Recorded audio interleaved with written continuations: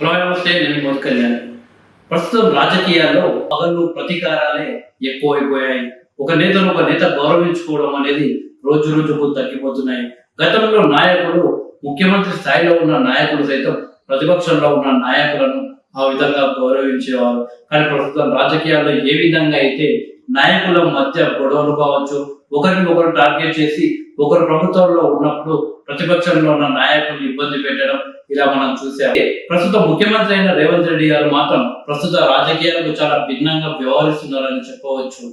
CM Revanth Reddy గారికి కేసీఆర్ గారి మధ్య ఉన్న గొడవల గురించి తెలంగాణలో ప్రతి బిడ్డకి తెలుసు.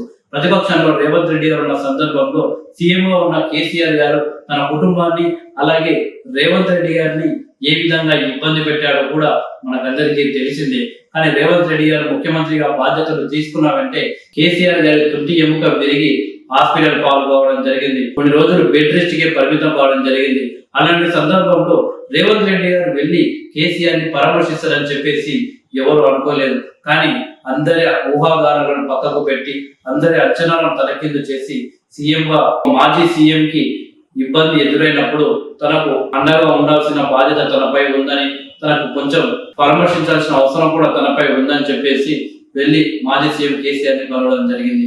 అయితే తాజాగా తెలంగాణ రాష్ట్ర ఆవిర్భావ దినోత్సవానికి సంబంధించి ఉద్యమకారులందరినీ నిన్న జరిగిన వేడుకలకు ఆహ్వానించడం జరిగింది. ఒక తెలంగాణ ఉద్యమకారుడిగా, ముఖ్యంగా తెలంగాణ రాష్ట్రానికి మొదటి సీఎం అయిన కేసీఆర్ గారిని నిన్న జరిగిన తెలంగాణ ఆవిర్భావ దినోత్సవ వేడుకలకు రావాల్సిందిగా ప్రభుత్వం కోరడం జరిగింది.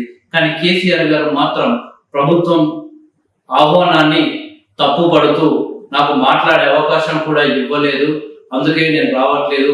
బీఆర్ఎస్ పార్టీ నాయకులు, కార్యకర్తలు అలాగే కొందరు ఉద్యమకారులు కూడా నేను వెళ్ళకుంటేనే బాగుంటుంది అని అనుకుంటున్నారు, అందుకే నేను రావట్లేదు అని చెప్పేసి సీఎం రేవంత్ రెడ్డి గారికి ఒక భారీ బహిరంగ లేఖ రాశారు కేసీఆర్ గారు. కానీ రేవంత్ రెడ్డి గారు మాత్రం ఒక పద్ధతిగా ప్రభుత్వం తరఫున ఒక ముఖ్యమంత్రి స్థాయిలో ఉండి ఒక మాజీ ముఖ్యమంత్రిని ఈ యొక్క వేడుకలకు పిలిస్తే బాగుంటుంది, ప్రస్తుత రాజకీయాలు దిగజారుతున్నాయి, అలా కాకుండా మనం కొంచెం వాళ్ళకి ఆదర్శంగా ఉండాల్సిన అవసరం ఉందని చెప్పేసి కేసీఆర్ ని ఆహ్వానించడం జరిగింది. కానీ కేసీఆర్ గారు ఆహ్వానాన్ని తీసుకోలేకపోయాడు, తను రాలేకపోయాడు. పైగా ఒక బహిరంగ లేఖ రాసి మరి నేను రావట్లేదని ప్రకటించడం జరిగింది. కానీ కేసీఆర్ గారు రాకపోయినా కానీ నిన్న జరిగిన ఆవిర్భావ దినోత్సవ సభలో కేసీఆర్ గారికి మర్యాద ఇచ్చింది తెలంగాణ రాష్ట్ర ప్రభుత్వం. కేసీఆర్ గారికి ఏదైతే సీటు కేటాయించిందో అలా ఎవరు కూర్చోకుండా కేసీఆర్ గారి కోసమే ఆ సీటును అలానే ఆవిర్భావ వేడుకలు కంప్లీట్ అయ్యేంత వరకు అలానే ఉంచడం జరిగింది. ఇది ప్రజాప్రభుత్వం కేసీఆర్ కి ఇచ్చిన ఒక గొప్ప మర్యాదని తప్పకుండా అనొచ్చు. ఒక ఉద్యమకారుడిగా గుర్తించి ప్రజాప్రభుత్వం అలా మర్యాద ఇచ్చింది. అలాగే ఒక తెలంగాణ రాష్ట్రానికి మాజీ ముఖ్యమంత్రిగా కేసీఆర్ గారికి ప్రజాప్రభుత్వం గౌరవించింది. కానీ అదే కేసీఆర్ గారు ప్రభుత్వం ఉన్న సందర్భంలో ప్రతిపక్ష నాయకుల్ని ఎంత దీనంగా వాళ్ళ గురించి మాట్లాడేవారు. సాక్షాత్ ప్రతిపక్ష నాయకుడైన తెలంగాణ రాష్ట్ర కాంగ్రెస్ పార్టీ అప్పటి అధ్యక్షుడైనటువంటి ఉత్తమ్ కుమార్ రెడ్డి గారు అసెంబ్లీలో మాట్లాడుతుంటే ఎంపీగానికి వచ్చావు అసెంబ్లీ కానీ ఉత్తమ్ కుమార్ రెడ్డిని విమర్శించడం జరిగింది. సో అప్పుడున్న కేసీఆర్ గారికి ప్రస్తుతం ఉన్న రేవంత్ రెడ్డి గారి మధ్య ఈ యొక్క ఏదైతే ఉత్తమ్ కుమార్ రెడ్డికి కేసీఆర్ ఇచ్చిన మర్యాద కావచ్చు, అలాగే రేవంత్ రెడ్డి గారు కేసీఆర్ గారికి ఇచ్చిన మర్యాద కావచ్చు, ఈ రెండు గమనిస్తే మనకు తెలిసిపోతుంది అధికారంలో ఉన్నప్పుడు ఎవరు ఎలా వ్యవహరిస్తున్నారు అనేసి.